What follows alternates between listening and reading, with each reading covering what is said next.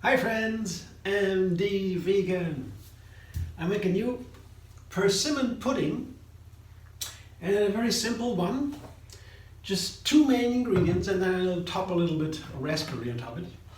But the main idea is blending persimmons and pears. Here I have these super nice persimmons, and persimmons are a wonderful fruit. They can turn, these are pretty ripe, they can even be riper, they can even be liquid almost, that ripe, and then can take for a month, yeah, until they're really soft and ripe. And when you put them that ripe into the blender, here the same, pretty much the same, even if they're runny, almost liquid, you blend them up and they change the texture, transforms into a pudding texture. So they firm up just by blending. I think that's because of the fiber. They have a huge fiber content, and fiber is that what keeps plants standing, gives them their shape. The fiber does that, and that is not digestible for us, but we need it for a good healthy digestion because the bacteria that work on it, they cleanse the intestines, and also they have some nutrients. They produce some very important nutrients also. That's what we learn more and more. Science changes all the time. Yeah, and then they moderate the intake of nutrients. So if we have no fiber in the food, that's not very healthy, and then the nutrients can damage our system. Yeah. The calories, for example, the sugar, they can be damaging without fiber. But with fiber, in fruit and plants, only plants have fiber. Very healthy, the fruit and the plants. So fiber is very important. But they are interesting for a chef because you can create the wonderful textures with fiber. You don't even need to boil a pudding. You can also blend it with persimmons. So, and I put some ripe pear, a soft pear, into it because I know the flavor of pear is so nice with persimmon. But I be careful. I only take not all of it. I begin with this. I keep something back, hold something back, because it might be too much. If I am not careful, it can be the texture of the persimmon pudding can be a little bit too coarse. The fiber, the pear has a very different fiber. The pear doesn't turn into something very creamy, as opposed to the persimmon pudding is very creamy and gentle. Now the smooth, yeah. But the pear remains a little bit coarse if you blend it. It's a different kind of fiber, yeah. All plants have totally different fiber. Very interesting. And I took just a droplet of water just to make it a little bit easier to blend. Yeah. Usually I don't need the water here, but for the blender to work better. So let's see what happens with a small amount of pear and more persimmon. Blender that.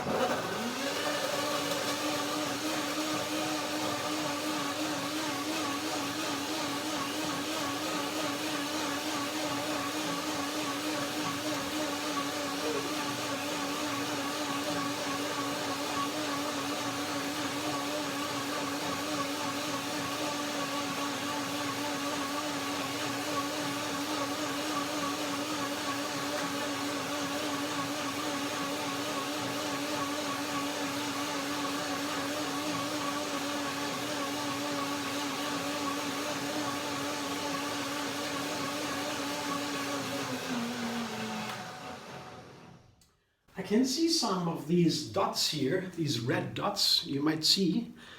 That lets make me think I should blend a little bit longer until everything is really incorporated well and smooth. But I can still continue to blend. I just stop for a moment to have a check, to look at the texture. Pudding is all about texture, of course. So let's see. Texture looks nice. Maybe I don't even need to go on blending, but I will taste it. Let's see. The texture is really nice. I can see here. You see, it's almost pudding-like already. Let's taste it. Oh yeah. Very nice. You know what? I'll blend a little bit longer, but I will not put more pears in. So half a pear and 2 small persimmons are enough. 3/4 of a pear, not a whole pear, maybe it's too much. A little bit more blending.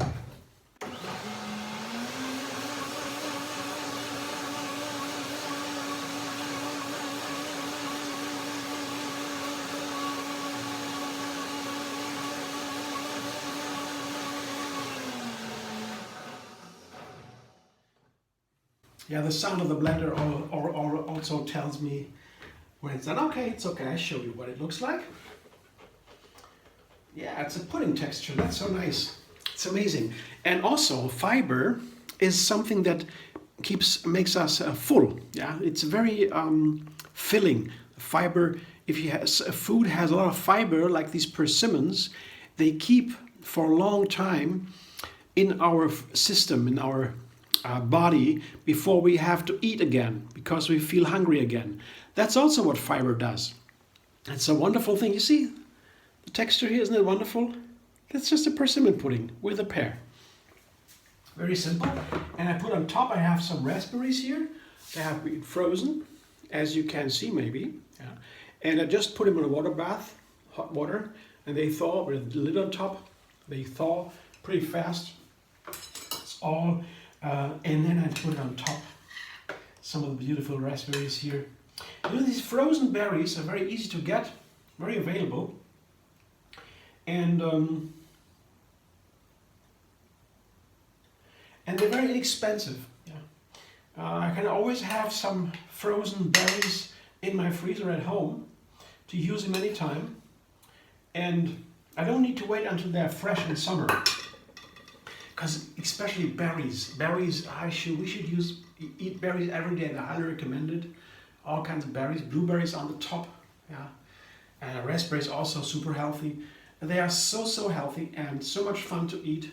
And I'm so happy I have these frozen ones always available. Isn't that beautiful? That's my little breakfast today. Could also be a dessert.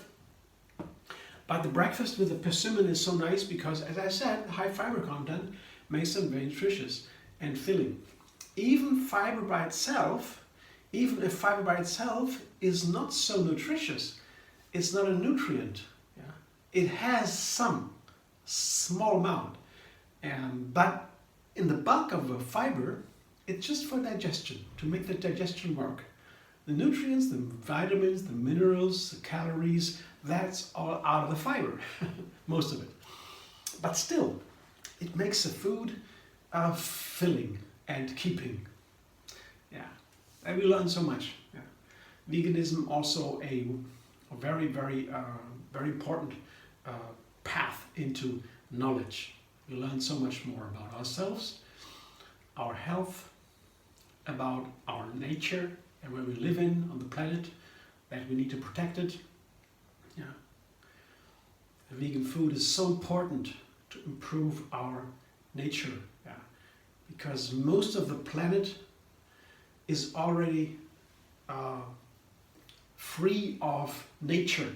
There's only now what we need to feed the animals many humans still eat. That's the most of it. The most of all the space on planet Earth, that is with land, is used for feeding animals that we eat. It's crazy. Yeah. So that's what we learn from veganism, for example. And the other thing, of course, we learn to appreciate our animal friends that are not inferior to us. We are not superior to them. We are totally equal. There's nothing different when it comes to that. So we learn a lot with veganism. Let's all be vegan. Thanks for watching. I hope you enjoy. If you like my videos, subscribe MD Vegan on YouTube. Have another recipe every single day. And find me on Facebook, Instagram, Pinterest, and Twitter.